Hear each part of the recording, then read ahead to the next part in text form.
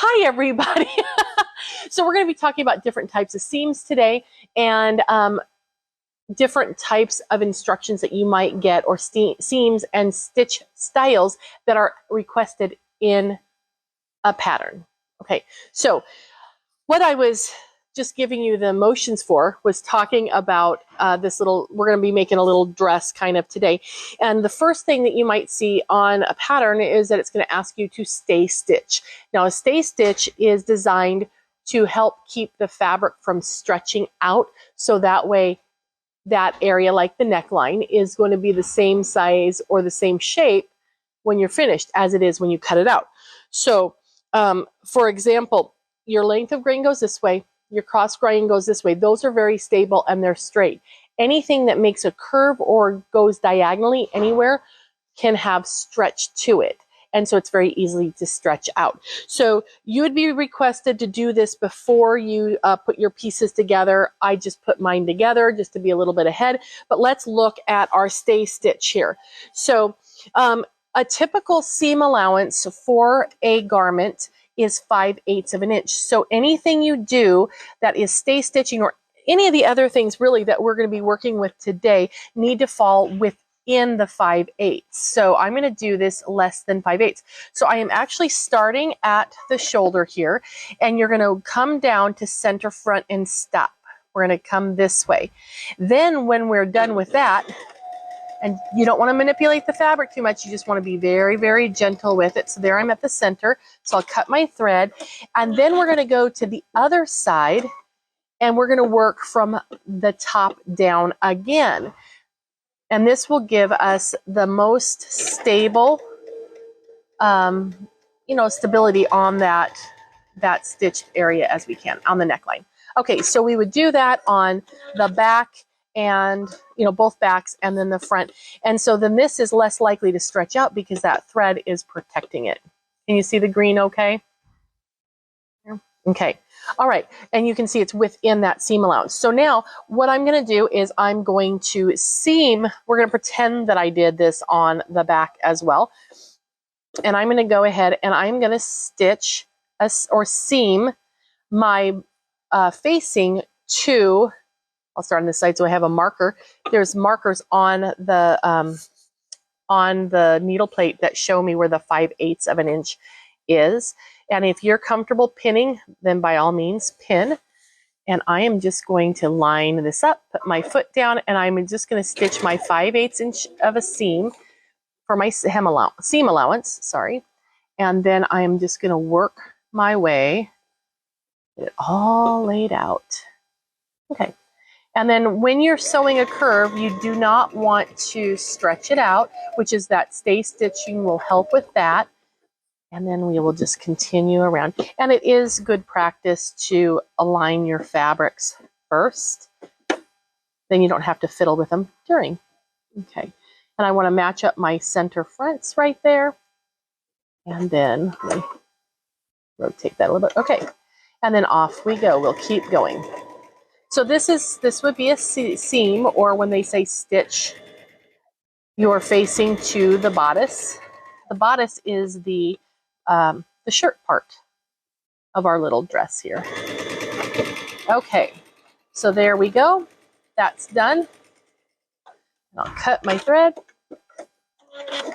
Now, okay, so then what you're going to want to do is we're going to clip our curve. You see how this is curved like a smiley face? Well, when this gets turned back the other way, it's going to cause issues inside the seam allowance because it's a different size than where the seam is. So you want to clip perpendicular to your stitched line, and that's going to help give you a nice smooth curve.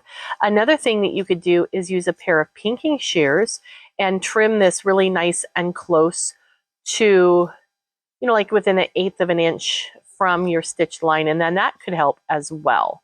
So whichever makes you happy. I'm just going to clip today. And you want to get up to the stitch line, but you don't want to cut through your stitches because then that's a bummer.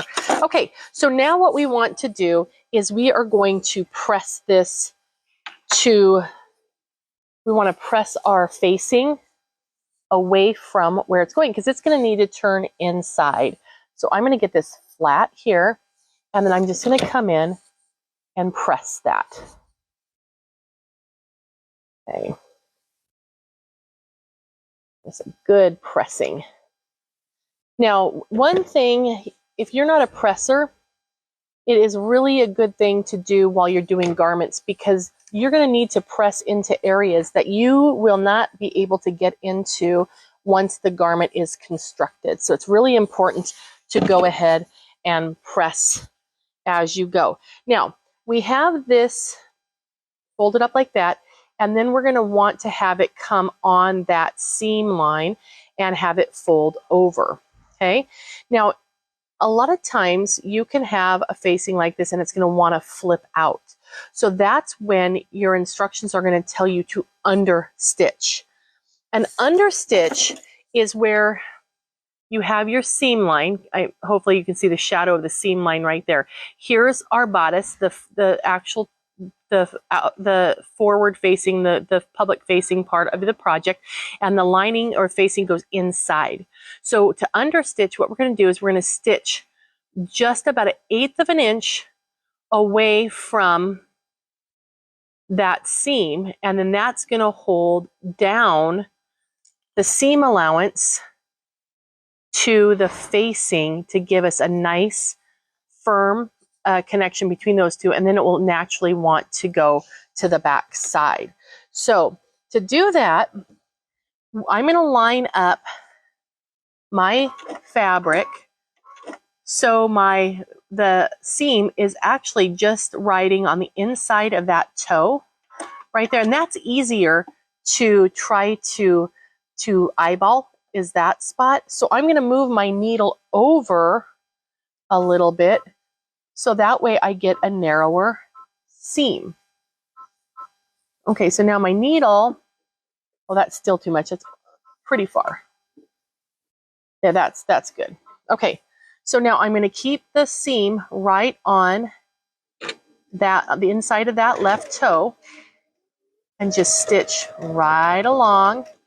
And when see how it's kind of roughly there, just control that and keep it out of the way. And then stop and refocus your hands and the fabric.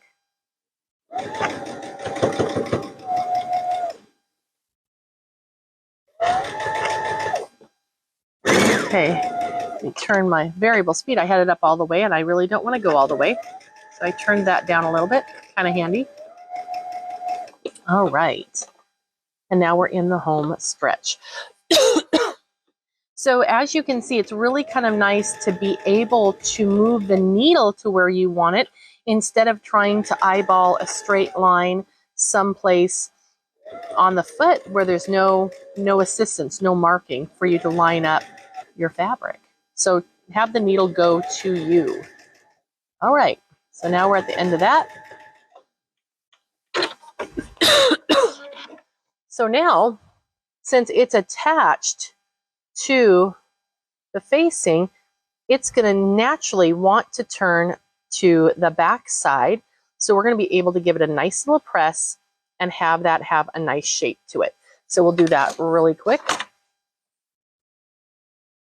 because nobody likes their facing to show, you know, right? So that one, and I'm going to manipulate this around.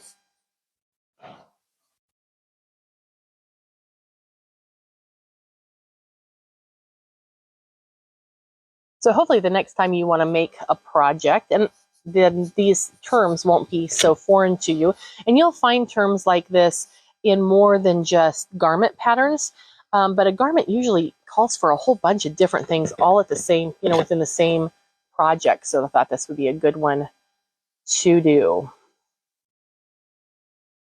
Okay. All right, so that is our stay stitching. Now, this would be completely done you could continue on and put everything together in this because you stay stitched the facing, and so it's done. However, let's look at top stitching. Top stitching is something that you would have that would show. Okay, so that is something, if you look at a button down top, it's going to have the stitches on either side of that button placket. That's top stitching. Usually top stitching is done, you know, at a nice distance. It's rarely right on the edge. If it's the only stitch, it's rarely right on the edge, and it's rarely not very far. It's kind of in a nice little 1/4 inch or so. So I'm going to put my stitch back to 0 here, and I'm going to raise my presser foot. This time I'm going to align this edge with this side of my foot. Again, it's so much easier to align your fabric to a really nice, easy to see spot on your foot or on your needle plate. And then I'm going to move my needle over, because this machine does have a left-right needle shift, which is really handy. I'm going to go over a couple more times, and I think that is good. So again, if this was a real garment, you would not top stitch after you've understitched, but we'll just do it here just for the fun of it, because you want to know the difference between a top stitch and an understitch. And top stitching, you're going to find that on tote bags, craft projects, home deck, and garments. So it's a universal technique. Okay, and you really want to try to be as smooth as possible when you're doing your top stitch, because it's the part that's going to show. You can also top stitch with a triple straight stitch if you want it to be bold. In fact, if you're doing any hemming on jeans, you might choose to use a triple straight stitch because it gives the thread that look of that heavy jean weight thread that is so hard to match. So just use that and you can get a really nice top stitch that way. Okay, so now we've got our top stitch done. So we have a nice top stitch right along there, and it has a really nice clean finish. Okay, so let's talk about, let's see, we did stay stitching, we've done top stitching, we've done understitching. What about gathering? Okay, I have a couple of different things to show you on gathering. So I have a nice big long, really long piece of fabric here, but let's look at how to gather. Okay, one way is to use the gathering stitch on your machine. Now I'm going to go back to a center needle position, and I'm going to lengthen my stitch length. And most machines can go to a 5mm stitch length or a 6, depending on your machine, but they really cannot go farther than that unless you have a built-in basting stitch. Then they can. And the reason for that is because that's all the farther that the feed dogs can move. That's why you're limited to that. So if I'm going to do a gathering stitch, I want to make sure that I'm inside the 5/8 inch seam allowance. So here's the seam allowances here. I want to make sure I'm inside that because I don't want this to show. So what you would do is you're going to stitch, and it's a nice long stitch, so it goes rather quickly. So you're going to stitch all the way from one side to another, and then and you want to leave a nice long tail. And then I usually pull the bobbin thread, and when you pull, then it gathers it up. Okay? So that's one way to gather. Let me show you another way. Take that thread right out, and we're going to do a based kind of knot, but we're using an extra thread. This is a 12 weight decorative thread, but it's just heavy and strong. So if you have a button twist thread or something like that, that would work as well. So I have this nice thread here, and I'm now going to go to a zigzag stitch. So I'm just going to choose a zigzag, and let me position my foot so it is within that seam allowance, remember? And then I'm going to put the thread in the middle of my foot, because I want the zig to go on one side and the zag to go on another. So let's start our sewing here. We get it there, getting it started. Okay, so now I want to be within this 5/8 inch seam allowance, and I'm just holding the thread here in front, and I see the little tick on my foot that shows center. So I'm just going to kind of aim the orange thread for that portion. And this works really well if you're doing any type of gathering of like home deck fabrics or curtains, anything that is a lot of gathers, and it might be hard to manipulate. If you have thick fabrics and you just do the standard thread, it's very possible that you could break the thread because you have to pull so hard. Okay, so I'm going to go ahead and stop there. And this one I don't have to worry about those tails. However, you do want to secure one end. So if I need to, I don't want it to pull out here, right? So I'm going to come here and I'm just going to wrap this guy around my pin then. Okay, so it's secured. Now I can give a nice tug on the orange thread, and it's really strong because it's a heavier weight thread. And then you can simply gather to your heart's content, because the zig goes on one side of the thread, of the orange thread, and then the zag's on the other. And then it's kind of got a little pathway that the little thread is in, so it can very easily gather up a lot of fabric. Very, very easy, and it gives you confidence. It's really a bummer if you break a thread while you're trying to gather up tons and tons of fabric. Okay, so I hope that helps. We've seamed, we've done understitching, we've done stay stitching, we've done top stitching, and we went over gathers. So if you have any questions, type them down below. And then, hey, if you have any ideas of things that you would like to know how to do, put that in the comments too, and we will see if we can add that into one of our topics. But I hope you have a great day, and I hope you go make something fun.